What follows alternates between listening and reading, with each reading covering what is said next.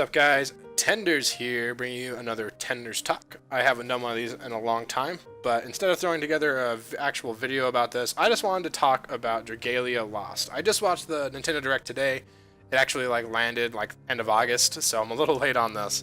But I watched it today, and I was actually really surprised, pleasantly surprised by what I saw. The music was really good.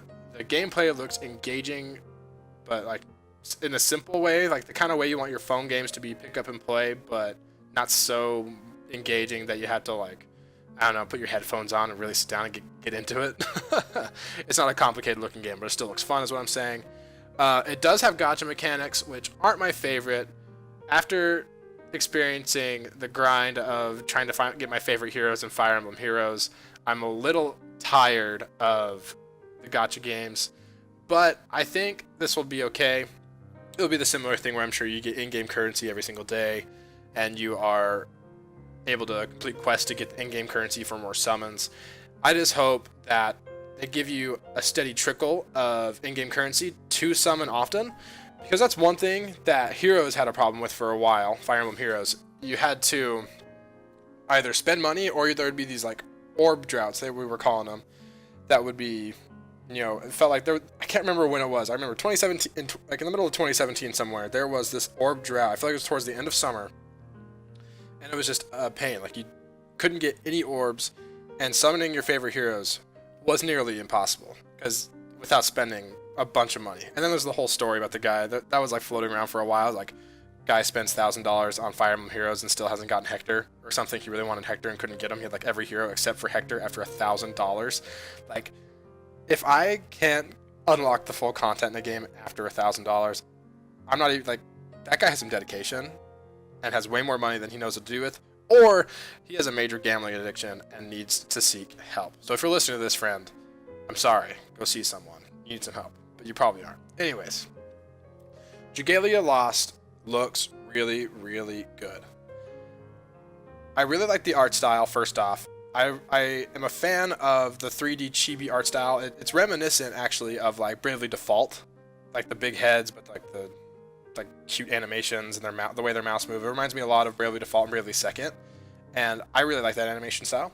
But I am pleased that they have really good character artwork along with it. And by really good, I mean it looks standard. It looks decent. It actually reminds me of the same kind of style of. I'm sure if I looked at them side by side, it wouldn't be quite the same. But off the top of my head, it reminds me of the original characters in Fire Emblem Heroes, so the Askir twins, Anna, and Veronica, and all those characters. Reminds me of that art style, which is fine, but it's not super exciting. So it's passable artwork, which I'm okay with. The voice acting sounds okay. I'm sure everyone's gonna be the Japanese voice acting is better, because that's what everybody says, and they want Japanese voice acting and everything for some reason. But I like to understand what I'm hearing, and I personally prefer English voice acting, even if it's even if it's less good. And part of me wants to say, if you don't know Japanese, how do you know if the voice acting is better in Japanese? The whole subs versus dubs debate. I don't care. I want to hear it in English, so I don't have to read words while I'm playing my game. Speaking of voice acting, I really enjoyed the music as well. The music was really, really good. Give me a game that has decent gameplay, decent story, but a bumpin' soundtrack, and I'll play it all day. Good music is super important in a video game. It ties the player into the world, it draws them in, and it allows them to feel the emotions that they should be feeling in the middle of a game. There's so many games that miss the mark on music that could have been so much better at storytelling and engaging the player if the music was more suited to what was happening in the game at that time, and also just what the player should be feeling. In this game, aside from the music just sounding cool, I'm hoping that it'll have music that does synergize with whatever story moments are happening, if there's going to be very many story moments in this game, and how the player should be feeling during those story moments. Aside from presentation, I think the gameplay looks really engaging. So the idea of an action RPG is always really fun to me. Kingdom Hearts is my go-to thought for an action RPG. Pretty robust RPG elements, but you can beat the game on level 1. There's speedruns of people who beat the game on the hardest setting on level 1 with no experience gain on, and they just destroy the game without a level. And that's kind of like where the action comes in. If you're good enough at the game, you have the skill, you don't need the levels, but the levels help and make it easier on you. But I could see a similar thing happening with Dragalia Lost, and I like that. So there's the ability to level up your weapons, get new weapons, get new party members, just get level ups and all sorts of stuff like that. But on top of that, the enemies, all the enemies telegraph their attacks so that you know where, and you actually know exactly where it's going to be, and they telegraph it extremely obviously. So they telegraph it with a red box or a red circle wherever that attack is going to hit. So it's the hitbox of the attack is displayed before it happens. The nice thing about that is not only do they do that, the game also gives you a dodge roll, which is effective enough to dodge these attacks. So what this game does effectively is it turns into an action RPG that feels kind of like Punch-Out and Super Punch-Out in a way, where you have the ability to see what attack is coming, but then also be able to react to it and swipe left or right or up or down, whatever, how it works, and get out of the way in time.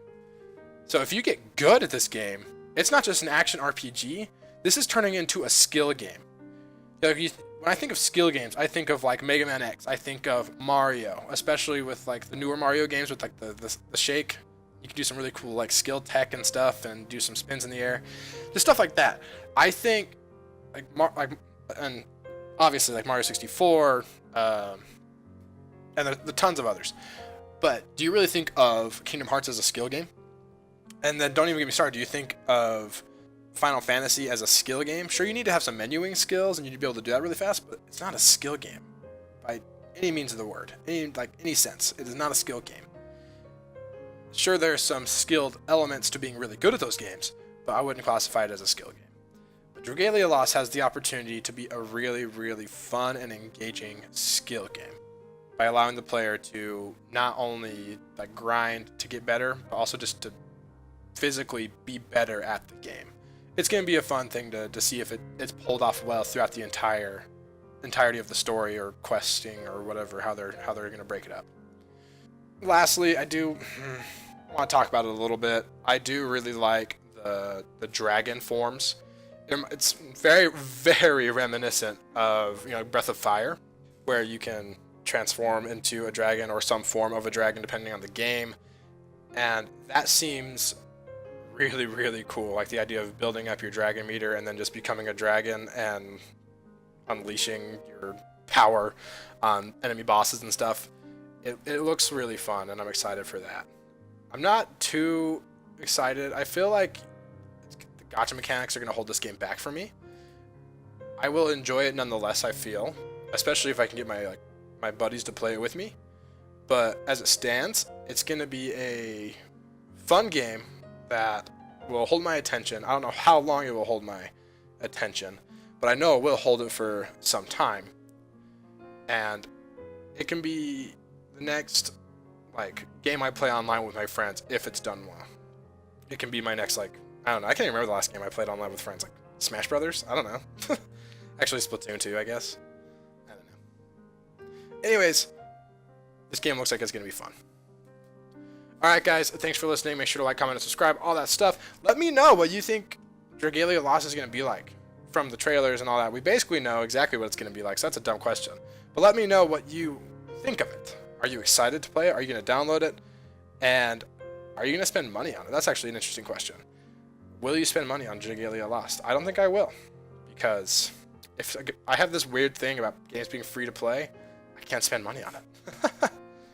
Alright guys, that'll do it for me. Thank you for listening. Bye.